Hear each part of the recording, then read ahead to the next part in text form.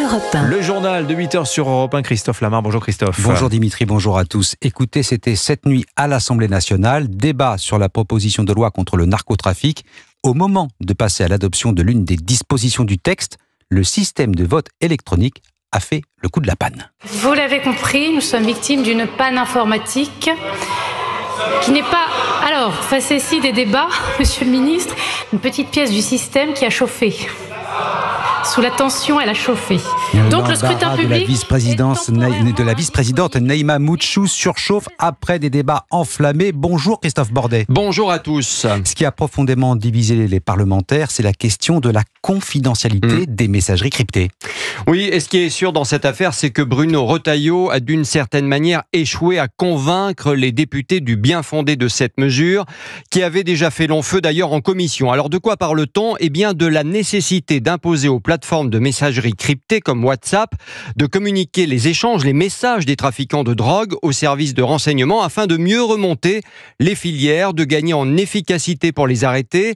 La majorité des députés estiment que ce serait la porte ouverte à toutes les fenêtres mettant en danger les conversations de l'ensemble des utilisateurs. Soit. Mais le ministre de l'Intérieur ne s'avoue pas vaincu pour autant. Contacté ce matin par Europe 1, Bruno Retailleau estime que le débat a au moins désormais le mérite d'exister et que le sujet reviendra inévitablement sur la table, rappelant au passage que la levée de la confidentialité des messageries cryptées aurait également permis de déjouer des attaques terroristes islamistes comme celle perpétrée au lycée Gambetta Carnot d'Arras en octobre 2023. Enfin, Bruno Retailleau préfère voir le verre à moitié plein ce matin. 2 autres mesures ont été adoptées, dont le recours à l'intelligence artificielle pour détecter les menaces liées à la criminalité organisée. Pour résumer, le ministre de l'Intérieur n'a pas dit son dernier mot. Poursuite de l'examen du texte aujourd'hui. Analyse et explication en direct, Christophe Bordet. L'inquiétude grandit pour Boualem Sansal. L'écrivain franco-algérien risque 10 ans de prison ferme. C'est la peine réclamée par le parquet algérien. Un procès fantôme dénonce l'avocat de Boualem Sansal, interdit de visa et donc dans l'impossibilité de défendre l'écrivain qui a comparu seul. À Bruxelles, où il assistait à un conseil européen extraordinaire, Emmanuel Macron a réclamé sa remise en liberté. Notre souhait, c'est que Boualem Sansal puisse être soigné, libéré et aller là où il veut aller. Et donc, s'il souhaite quitter l'Algérie, la quitter. Évidemment, ce qui s'est passé est très grave. D'abord, on attend le jugement qui, j'espère, interviendra rapidement. Mais j'ai confiance dans le président Tebboune et sa clairvoyance pour savoir que tout ça n'est pas sérieux. Et qu'on a affaire à un grand écrivain qui plus est malade. Et donc, je pense qu'il doit retrouver sa liberté, la capacité à se soigner. C'est en ce sens que nous nous battons. Et je ne mélangerai pas le destin de ce grand écrivain, de cet homme et de ce citoyen aussi français, comme vous le savez, avec le reste du sujet sur lequel j'aurai l'occasion de m'exprimer en temps voulu.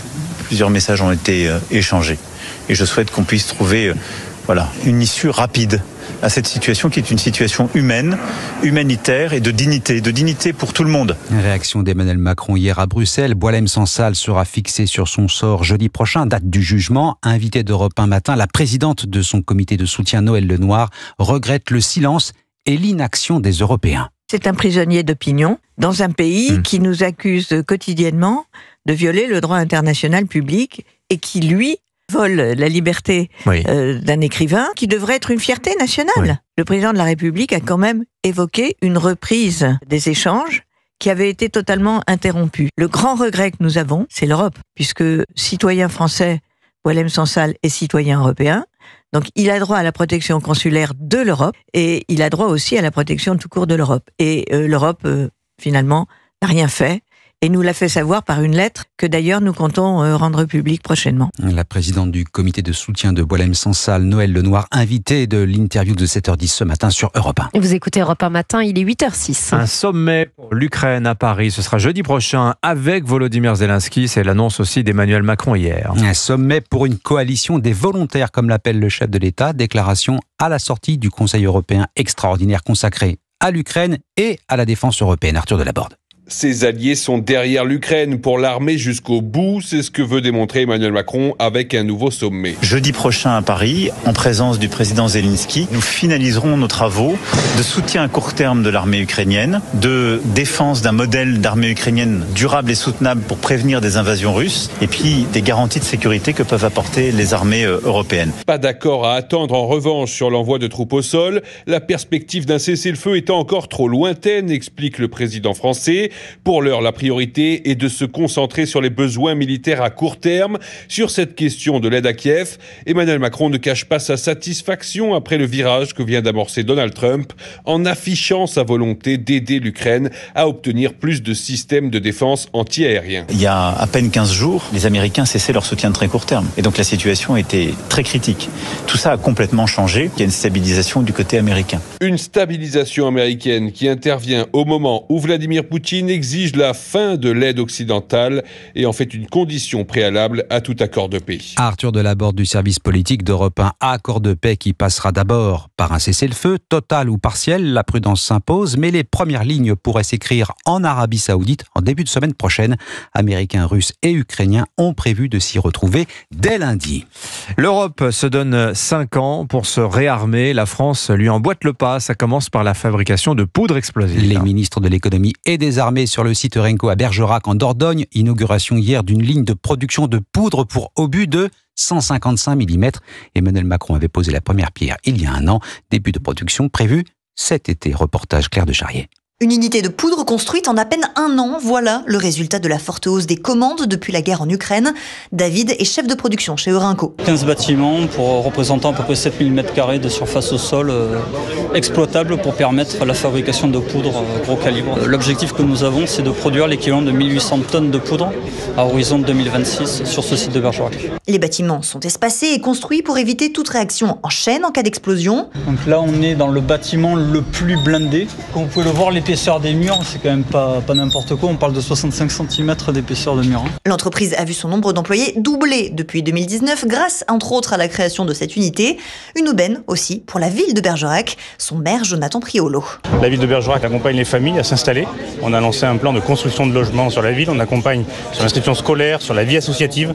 Donc tout est fait pour que les nouveaux salariés de Renko soient accompagnés dans les meilleures conditions possibles. Sur le site, de nombreux hectares sont encore disponibles pour augmenter la capacité de production si nécessaire. À Bergerac, Claire de Charrier pour Europe 1. Et Paris, ce n'est pas seulement la Tour Eiffel et les Champs-Élysées. Si la capitale est reconnue, c'est aussi grâce à ses toits en zinc. Et les couvreurs zingueurs ont été officiellement reconnus au patrimoine de l'UNESCO. Un savoir-faire, un métier à part entière. Et il faut les avoir vus, ces professionnels à l'œuvre, pour comprendre à qui nous avons affaire. Des artistes. Charles Bouchin en a rencontré un. Reportage. Perché à une dizaine de mètres de haut entre les immeubles haussmanniens, Jean joue les équilibristes sur un toit de Paris.